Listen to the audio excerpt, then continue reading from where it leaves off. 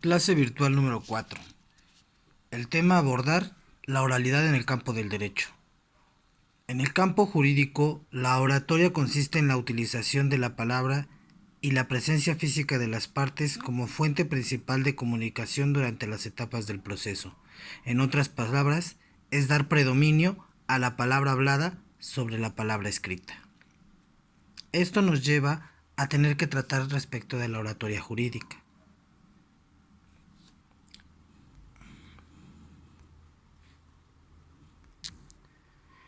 Sobre ella decimos que es el tipo de oratoria que tiene por objeto específico hacer triunfar la justicia.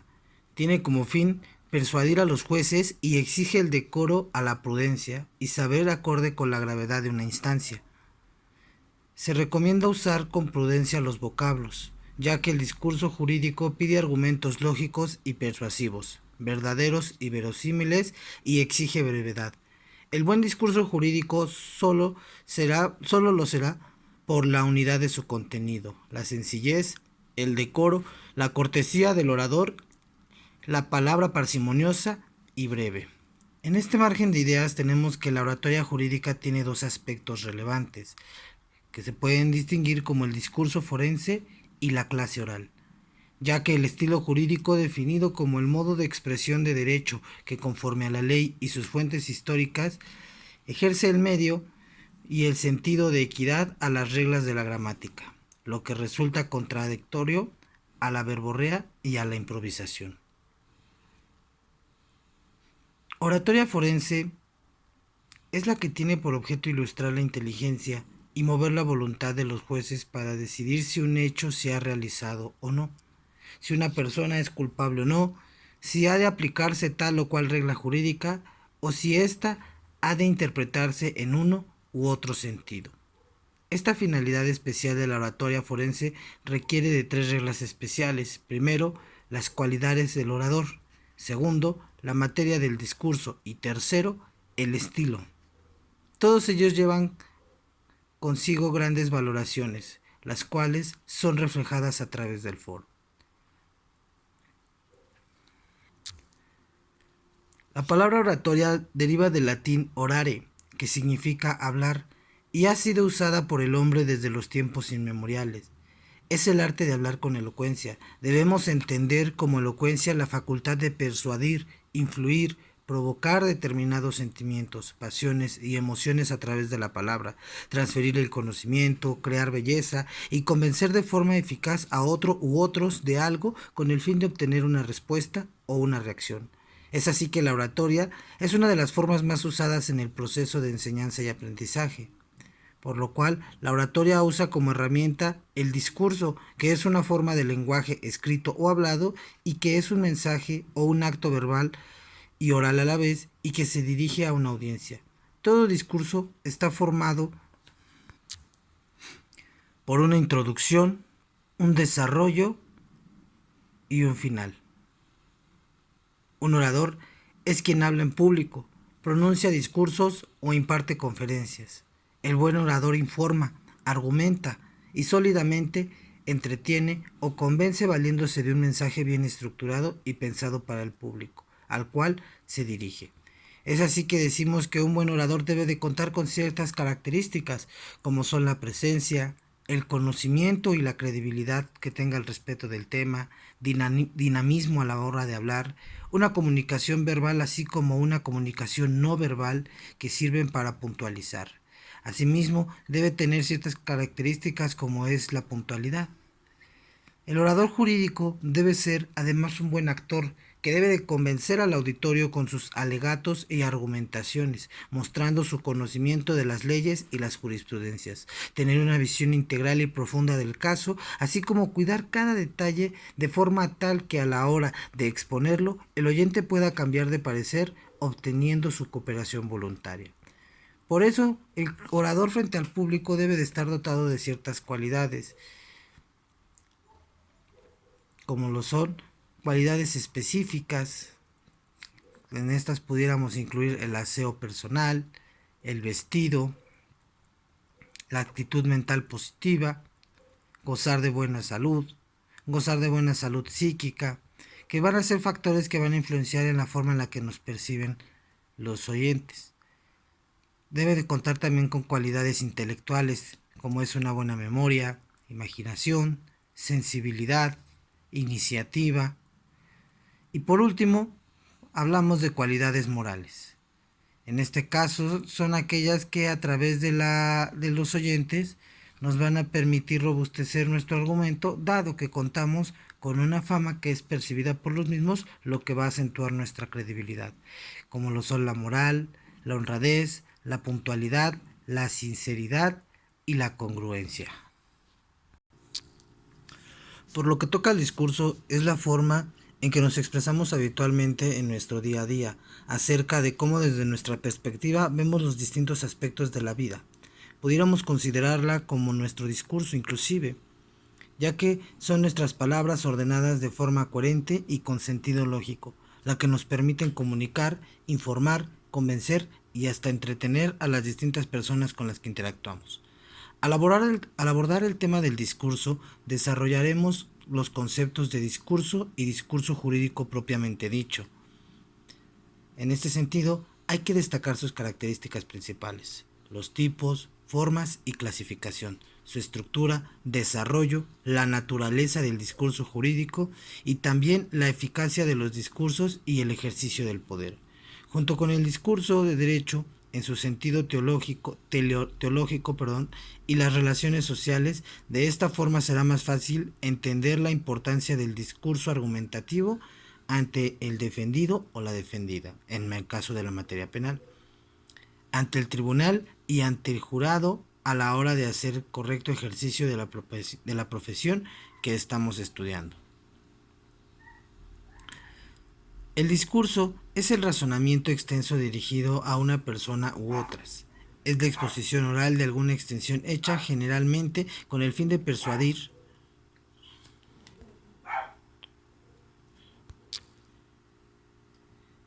y que ella se encuentra conformada por tres aspectos. Estos aspectos son el tema o contenido del discurso, el orador y el auditorio.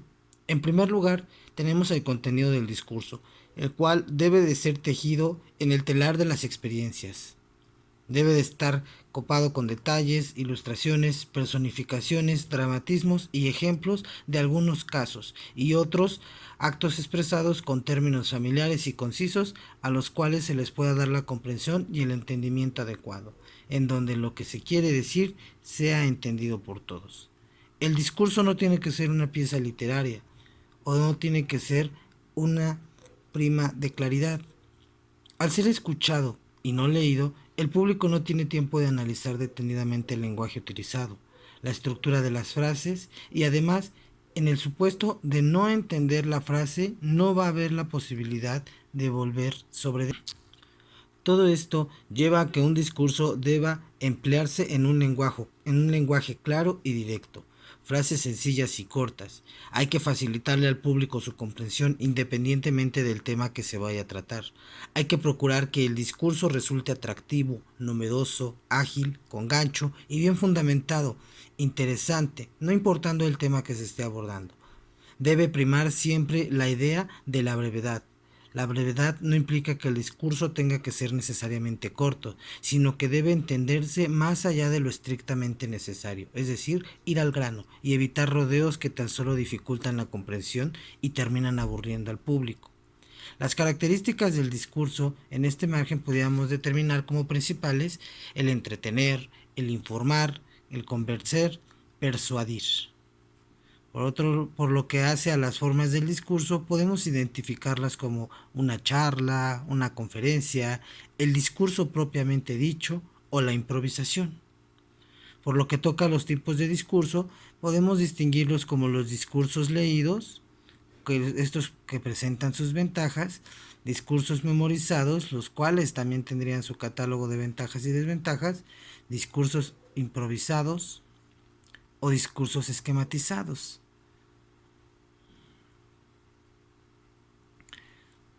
Posteriormente, si tomamos en cuenta la clasificación de los discursos, podríamos atender a la motivación del mismo.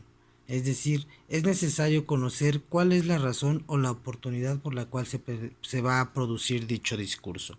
En este margen de ideas tenemos el discurso que se da sobre mesa, es decir, son propios de su uso social, suelen producirse en los banquetes, en las fechas importantes, y generalmente este tipo de discurso tiene como objeto solo las palabras del momento. Existen así los discursos informativos, narrativos, descriptivos, expositivos, los de persuasión, los de estímulo, aquellos discursos que son para convencer. Si tomamos en cuenta otra clasificación, podríamos atender al género del orador y a los conocedores a quienes va dirigido. En este margen de ideas, pudiéramos hablar de discursos académicos, forenses, políticos, político-parlamentarios, políticos populares, religiosos o sociales. Finalmente, tomando en cuenta otras clasificaciones, pudiéramos clasificarlos según su génesis o su desarrollo, según la graduación jerárquica a quien van dirigidos, o según la unidad o la pluralidad de temas o de sujetos a quienes se van a dirigir estos discursos.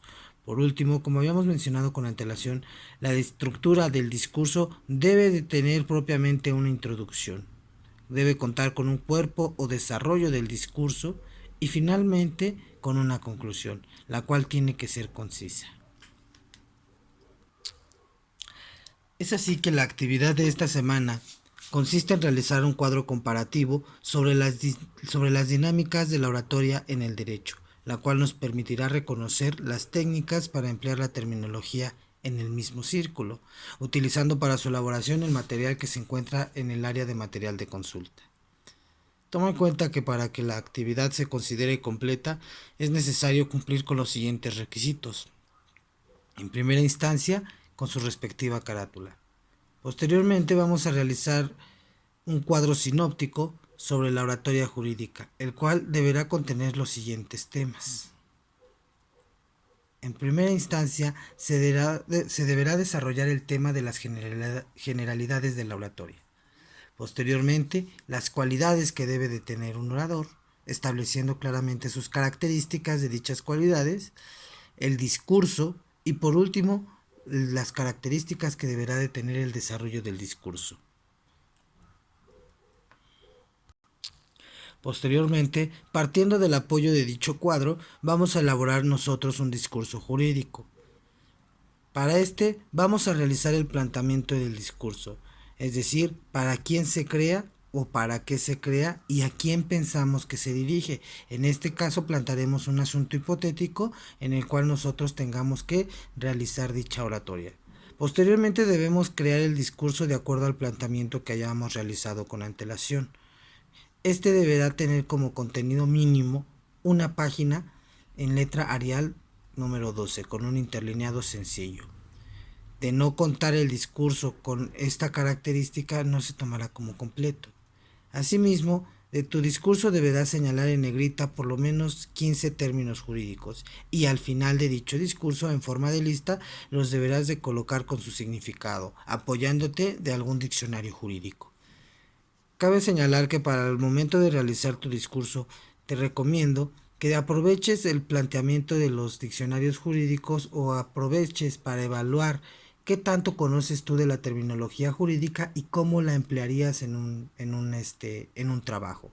Es así que te invito a que procures utilizar una terminología de derecho que, si bien es cierto no tendría que ser forzosamente especializada, sí por lo menos básica para poder cumplir con el último requisito, que es precisamente el de el glosario de los términos jurídicos que se van a incluir dentro de tu discurso. La entrega de estas actividades se van a hacer a través de un archivo en formato Word, mismo que se deberá enviar a través del espacio titulado Actividad 4 disponible en el área de entrega de actividades, bajo las indicaciones previamente establecidas.